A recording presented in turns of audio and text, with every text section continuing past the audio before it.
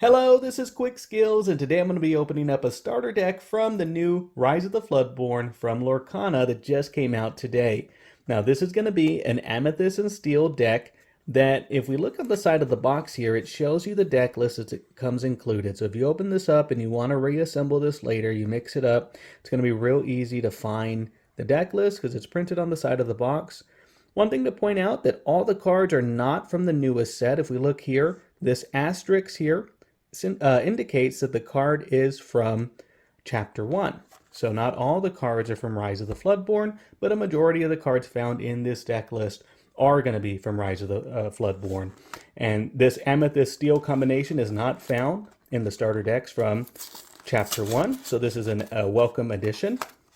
Now, every starter deck, whether it's Chapter 1 or Chapter 2, is going to have the same inclusions. So if you haven't seen Chapter 1 and Chapter 2, they are found in my video. But inside, you're going to get a 60-card deck that is playable right out of the box. Included is going to be 2 foil cards.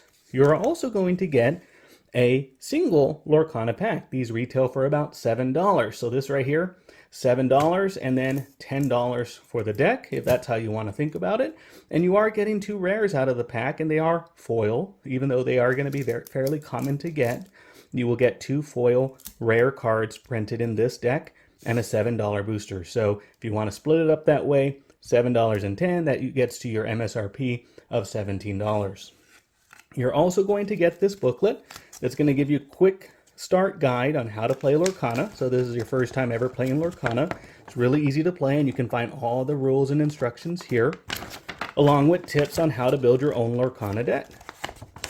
Keep in mind that while there are 6 colors in Lorcana, you can only have 2 at any given time. You can have 1, and with 2 chapters, it is going to be easier to build a single color deck, but you can have up to 2 colors in your deck. So this is an Amethyst and Steel build.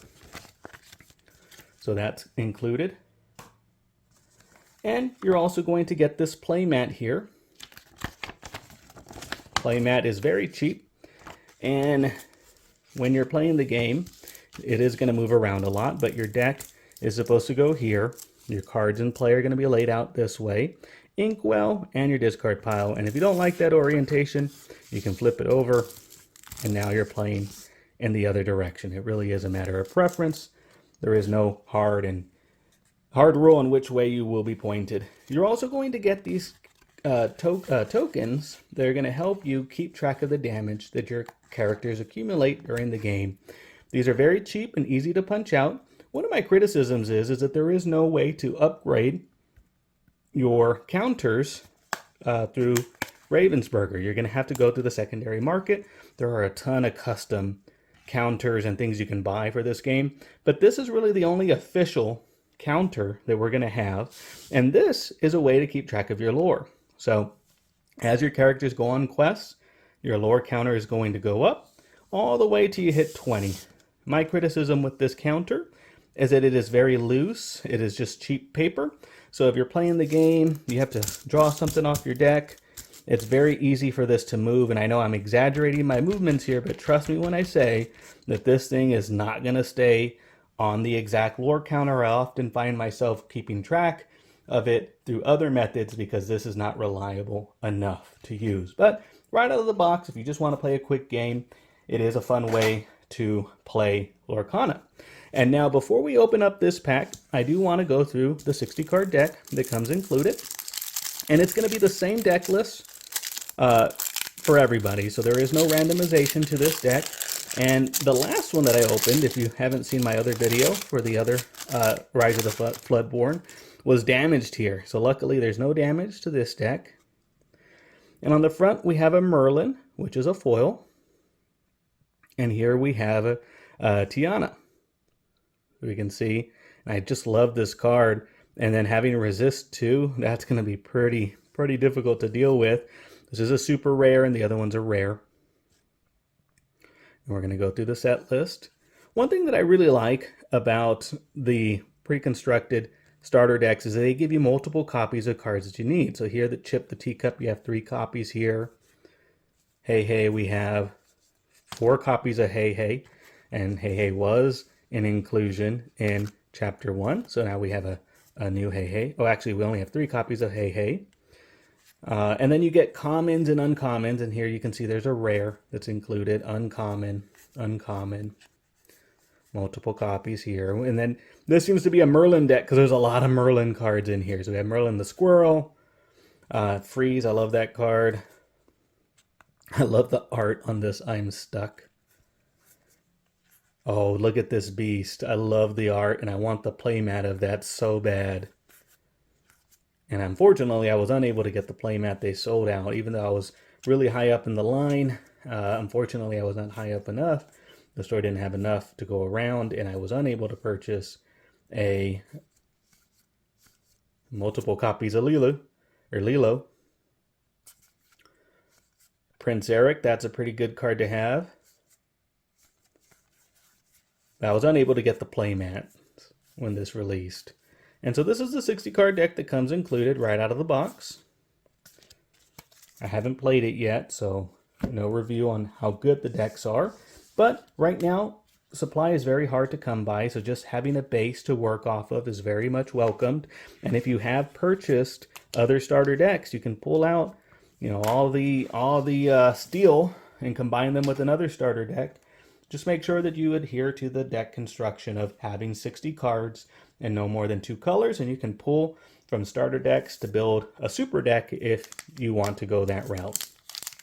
So now we're going to open up the one included pack. I swear that in the Facebook groups that I'm in and the other discussion boards, everyone swears that this is the only way to get an enchanted is through a starter deck. A lot of people found their enchanted card in a starter deck. So we'll see if that holds true today. The first couple of cards are going to be commons, and we can see that at the bottom with the circle here. So as we go through, we see some duplicates from our starter deck. Now we have uncommons. They're going to look like little books. You're going to get 3 uncommons. So let's go 3. Now the next 2 cards are going to be in the rare slot. You're going to get 2 of them. And then after that, you're going to get your foil card. And that's where your enchanted card is going to be if you get an enchanted. And so let's see what our first rare is. We have a Marvelous Trap. That's just going to be a standard rare. Hopefully we get a legendary. That's going to be a gold stamp on the bottom. We have a super rare, Raya. All right. That's a welcome addition. I don't have that card yet. And for our last card, we're going to see if it's just a regular foil or an enchanted. So we do have a regular foil. And it is a legendary, and we got a Scar. So this gold stamp here, although this is not an enchanted, this is a very good pull. A box of 24, a sealed box of 24, you might get 2 or 3 legendaries out of the whole box. And so to get a foil rare, foil legendary, I don't know if Scar is playable. Let's see what he does. So he can rush, he can challenge the turn that he comes out. He has 6 strength. And his ability says, Daddy isn't here to save you. During your turn, whenever this character banishes another character in a challenge, you may ready this character. He can't quest for the rest of this turn. So what I'm reading here is you bring him out, you challenge, you banish that creature. Your Scar is going to come back out and challenge again, banish another creature, and maybe Scar still has a little bit of health left. Challenge a third time for 6, 12, 18 damage to spread out between 3 characters if your Scar can survive all that damage. And imagine if you have some heal. So I do feel that Scar is going to see some play. It is an uninkable 7-drop, so that is a pretty steep price to pay, but this is not a card you want to see coming at you on turn 7. And if you have some ramp with blue, this is a pretty scary card. And I didn't show this in my other video, but there is a token that you get that you can build this Minnie Mouse. It makes that picture there. So this is a really exciting pull. I'm really happy with that pack.